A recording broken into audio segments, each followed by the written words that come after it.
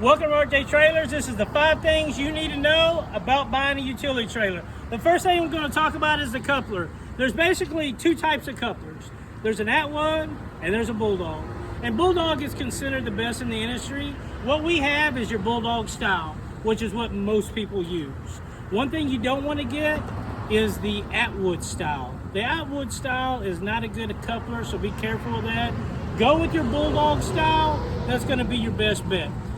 The biggest difference you're going to see in our trailers and other trailers out there, a lot of trailers are made to put the jack right here in the coupler. If you do put the jack right there, you cannot open the back of an SUV or a tailgate of a vehicle. So what we like to do is use a swing jack or a pipe swivel, set the jack back a little bit. That allows you to open the back of a truck, tailgate, or the back of an SUV.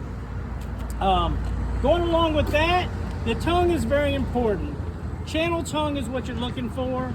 On most tandems, you're looking for a 4-inch channel tongue. On single axles, a 3-inch channel tongue.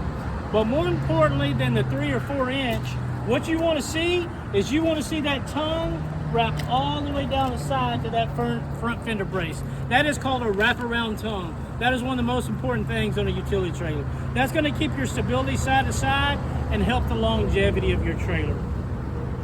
Going along to the frame, most are going to have a 2x3 by 3/16 frame. That is kind of standard in the industry.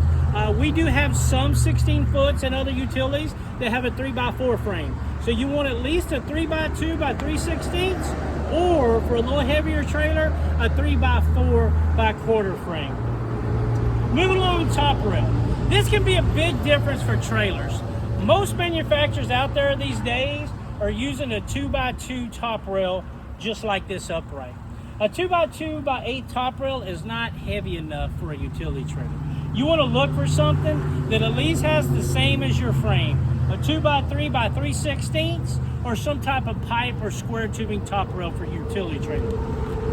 We like to keep a spare tire mount on all our trailers. You always need a spare tire with a trailer. You never know what's going to happen there on the road, maybe a road hazard or whatever. So always look for a spare mount and buy that spare when you're purchasing your trailer. Coming back, you've got 205 radial tires. You want to make sure that you have radial tires and not bias. The radials are kind of standard in the industry.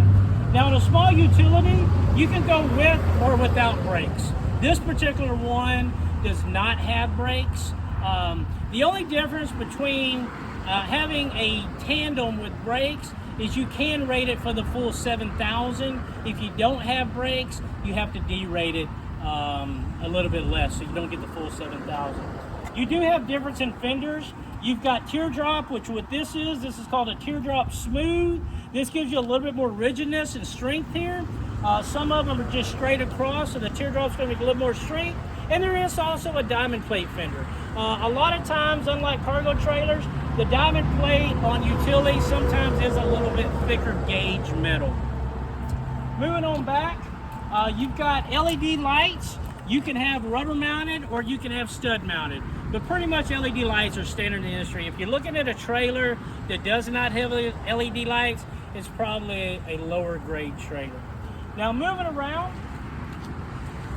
ours actually has a triple bar on the back, which is nice. This is a spring-loaded gate.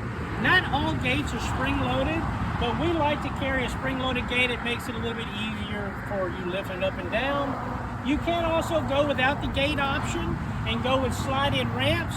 Most of the time, they're going to range anywhere between 40 to 60 inch, depending on how the trailer works. So this is your tutorial on buying a trailer and the 5 things you need to know.